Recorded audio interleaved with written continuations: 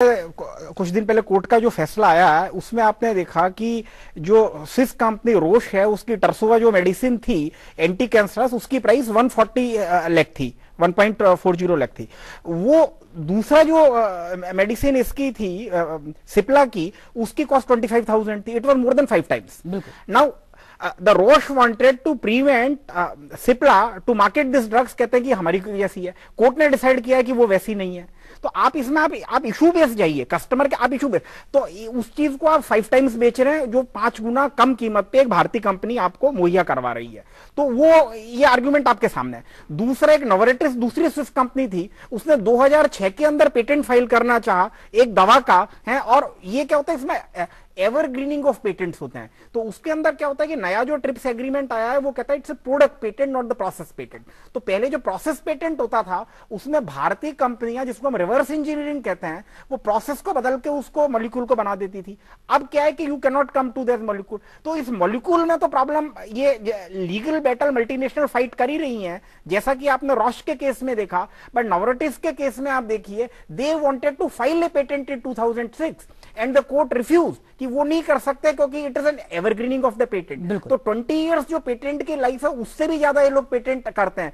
And problem is कि उनके पास बटालियन ऑफ लीगल एक्सपर्ट्स ज्यादा है rather than the Indian companies, and they make Indian companies not to market even the genuine molecules they have got. बिल्कुल, लेकिन बहुत संक्षेप में मुझे एक ब्रेक पे लेना होगा। अपने दर्शकों की जानकारी के लिए आपकी राय कि अगर फार्मा क्षेत्र में एफडीआई के प्रस्तावों को मंजूरी मिलती है तो क्या जो जरूरी दवा है उनकी कीमतों पर किसी तरीके का असर पड़ने का अंदेशा आपको लगता है, हाँ या ना?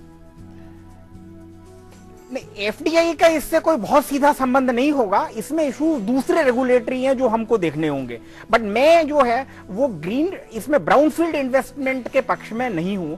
अगर इन्वेस्टमेंट आना है तो ग्रीनफील्ड आए, otherwise you know the unethical things नए सिरे से चीजों की शुरुआत हो, वो ज्यादा बेहतर एफडीआई के क्षेत्र में। ग्रीनफील्ड एंड नॉट द मानते हैं कि एफडीआई वक्त की मजबूरी ना भी हो तो भी इसका स्वागत करना चाहिए। इसका वास्तव में बहुत व्यापक असर पड़ेगा आम उपभोक्ता के ऊपर अलग अलग क्षेत्रों में अगर एफडीआई को प्रोत्साहित किया जाता है तो। नहीं, देखो इसमें बहुत सिंपल है कि एफडीआई हमको क्यों चाहिए। ए कि देश के अंदर उतना पैसा नहीं है, पूंजी नहीं है जिसको हमको बाहर से लेना पड़े। ऐसा नहीं है, अब देश के जितने बड़े बड़े बिजनेस हाउसेज हैं उनके पास बहुत सारा पैसा, जमा पूंजी, कैश पड़ा हुआ है, and they are waiting for right climate to invest. तो पैसे की हमको कमी नहीं है। दूसरा ये कि हमको एफडीआई इसलिए चाहिए कि टेक्नोलॉजी चाहिए। नो, फार्मास्यूटिकल के एफडीआई के लिए जो 76% हुआ है, या टेलीकम्युनिकेशन इज एब्सोल्युटली वेलकम। मुझे बहुत अच्छा लगा टेलीकम्युनिकेशन, क्योंकि उसमें हमको टेक्नोलॉजी चाहिए। वो एक बिल्कुल क्लियर कट है। लेकिन फार्मास्यूटिकल में क्या हमारे पास टेक्नोलॉजी नहीं है? ये सच है कि फार्मास्यूटिकल में भी जो बेसिक रिसर्च है जो मल्टीनेशनल कंपनी करती है, जैसे फाइजर करती है, वो हिंदुस्तानी कंपनियां नहीं करती हैं। हमारा बेसिकली बेस्ड उस पे था, जो रिवर्स इंजीनियरिंग पे था, उसको एग्जिस्टिंग में हम घुमा फिरा के उसको बनाते थे। तो वो टेक्नोलॉजी हमको चाहिए, वहां तक सच है। बट उसके अंदर मेरे ख्याल से हमको एक बहुत बैलेंस्ड अप्रोच की जरूरत है। मेरा थोड़ा सा जो रिजर्वेशन है वो ग्रीन फील्ड और ब्राउन फील्ड इन्वेस्टमेंट के अंदर। आप ग्रीन फील्ड के पक्ष में हैं, मैं ग्रीन फील्ड के पक्ष में हूं नहीं, और आप ये भी मानते हैं कि पैसे की कोई दिक्कत नहीं है? पैसे की भारत में कोई दिक्कत नहीं है। भारत में बहुत सारा, अब आप देखिए कि भारत का आउटवर्ड एफडीआई जो है वो ज्यादा हो गया इनवर्ट से, क्योंकि भारतीय जो उद्योग जगत के लोग हैं उनको ऐसा लगता है कि अगर वो बाहर पैसा इन्वेस्ट करेंगे तो उसका रिटर्न ज्यादा होगा, उसमें मतलब ज्यादा सेफ्टी एंड सिक्योरिटी है rather then investing with in the country. Professor Joshi, क्या आपको भी इस तरीके का कुछ भरोसा लगता है, और साथ ही साथ आपको यह भी लगता है कि जो जो जरूरतें भारत में है अर्थव्यवस्था के मोर्चे पर उनसे निपटा जा सकता है तभी जब विदेशी निवेश हमारे यहाँ पर ज्यादा बढ़े, विदेशी निवेशकों को ज्यादा से ज्यादा लुभाया जाए? क्या आपको लगता है कि वही समस्या का एक बड़ा समाधान है एफडीआई? एफडीआई किसी भी देश की अर्थव्यवस्था के लिए और उसके आर्थिक डेवलपमेंट के लिए एक इंपॉर्टेंट टूल है। इससे नहीं नकारा जा सकता, इसको नहीं नकारा जा सकता। लेकिन हमको we have to be very judicious in inviting FDI. Like what mister Rajesh said is that you know we need FDI infrastructure के लिए हमको निश्चित रूप से एफडीआई चाहिए। टेलीकॉम के लिए हमको निश्चित रूप से एफडीआई चाहिए, क्योंकि टेक्नोलॉजी भी उसमें आती है। तो ये चीज है, एफडीआई चाहिए। उसके साथ ही ये भी है कि भाई देश में जो धन है, निवेशक हैं, उनके लिए हमको प्रॉपर एक पॉलिसी होना, एक माहौल बनाना है, उसको प्रॉपर इंप्लीमेंट करना है, और उसमें ईज ऑफ इंप्लीमेंटेशन चाहिए। तो वो सारी समस्याएं हैं जो हमको देखनी है। देखिए जैसे मॉरिशस है, तो इनमें क्या होता है कि कंट्री के लेजिस्लेशन पे डिपेंड करता है। Investment from Mauritius is easy, फिर वहां पे टैक्स के जो बेनिफिट्स हैं, इसलिए इसको हम इन्वेस्टमेंट में राउंड ट्रिपिंग कहते हैं।